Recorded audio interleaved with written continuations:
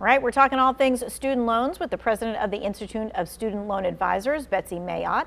All right, so let's talk about now that the payments are resuming. We've been on pause for it seems like forever, and so let's talk about when and where and how it all happens.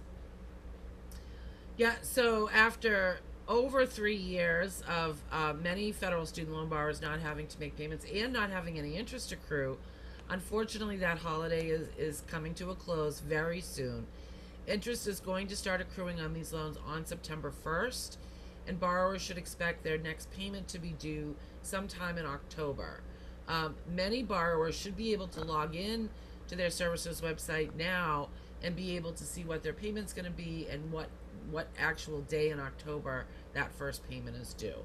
All right, and so we know again, and we probably can't say it enough, if they don't remember who services their loan, they don't even remember what their loan number is, whatever it is, they need to go to studentaid.gov. Correct. And studentaid.gov is going to point them to anything and everything that they need to know. It's an excellent resource. Not only will it tell you what your federal loans are and where they are and what status they're in, but there's all kinds of information about the stuff we talk about on this program together. The income-driven plans, public service loan forgiveness. There's a great calculator that can help you figure out which payment plan to choose.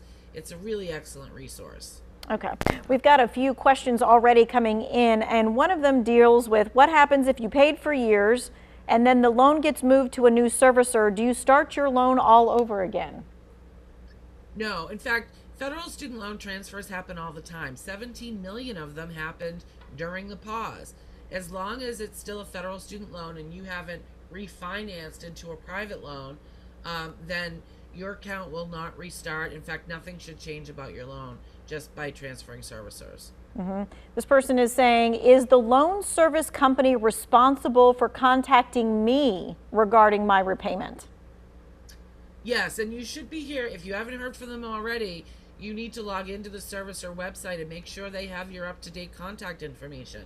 Snail mail, email, phone, owl, however you get your communications, make sure that servicer has that up-to-date information. And if you haven't heard from them yet, you will very shortly. Even carrier pigeon, I imagine, right? Carrier pigeons, owls, yes, all those things. Okay, so then it leads me to this, because when that question came up, I thought to myself, yes, they're supposed to tell you, but don't wait and don't make it so that if you don't get some kind of email, then you go, oh, I didn't know, so I don't have to pay it. Yeah, that's a terrible defense to it's a non-defense to repayment. With just about any consumer debt, including student loans, not getting a bill is not a defense to repayment, and any consequences from not paying would still apply to you. So if you haven't heard from your servicer, I would say by September 1st, then you need to log in and make sure everything's where it needs to be.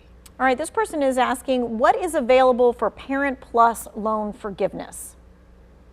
So Parent Plus loans are actually eligible for most of the forgiveness programs that the other loans are eligible for. Just in some cases, they might have to jump through a few extra hoops. Parent Plus loans are absolutely eligible for public service loan forgiveness, assuming that the parent borrower is working for an eligible nonprofit or government employer. Parent Plus loans are also eligible for the 20 or 25-year forgiveness. For Parent Plus loans, it would be 25 years. That is baked into the income-driven plans. Now, there is a loophole for Parent Plus loans that could make them eligible for some plans that include a forgiveness component that they aren't usually eligible for. I don't know if we have time in this segment to go through that, but if people go to our website, which is freestudentloanadvice.org, and click on the consolidation tab and look for the information about double consolidation for Parent Plus loans, they'll find information about that loophole. Okay, this person is asking, if the institute was not accredited and you did not receive your degree, are you eligible for any kind of exemption? So you cannot get federal student loans for an unaccredited institution. So if the school lost their accreditation after you left the institution, whether or not you received your degree, unfortunately that is not usually a reason to have your loans discharged. If, however, the school misrepresented themselves, such as they said their job placement rate was 90% and it was really only 20, or if they said that your degree would lead to a particular credential and it didn't, that could be a reason for forgiveness under something called borrower defense to repayment, which consumers can read about on our website or on studentaid.gov. This is an interesting question. They say, if I am retired, am I still responsible for my loans? Yes, 1,000 times yes. I mean, there's not anything that really disqualifies you unless they decide that they are going to forgive your loan. Right. If you're retired, however, and obviously your income is likely lower, that's a great time to look into these income-driven repayment plans, because that will base the payment on your income and hopefully keep it affordable. You may even end up with a $0 payment. And then if you're on these plans for 20 or 25 years, depending on what loans you have and what plan you're on, anything that's left over is forgiven. So there are ways to keep the loans manageable and the light at the end of the tunnel, even once you're retired. Okay. All right, we're going to take a quick break from this, and we'll be back with more of your questions coming up.